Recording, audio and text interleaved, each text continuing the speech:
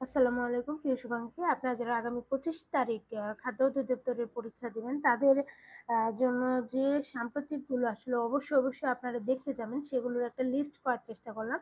সেটা হচ্ছে বাজেট ২০২৫-২৬, জুলাই জাতীয় সনদ, নোবেল পুরস্কার ২০২৫, প্রত্যেকটি অ যারা পুরস্কার পেয়েছেন তাদের নাম এবং কোন বিষয়ে পেয়েছেন এগুলো ভালোভাবে দেখে যাবেন।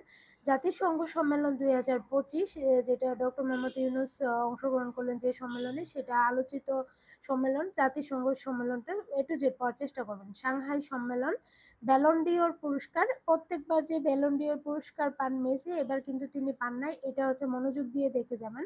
5G এবং বাংলাদেশ, ফিলিস্তিনের স্বীকৃতি, ফিলিস্তিনকে যে বিভিন্ন দেশ স্বীকৃতি দিয়েছে এটা পড়তে হবে। অনূর্ধ্ব-১৭ নারী সাব চ্যাম্পিয়নশিপ, ইউএস ওপেন ২০২৫। আপনারা অবশ্যই এই টপিকগুলো মনোযোগ দিয়ে দেখে যাবেন।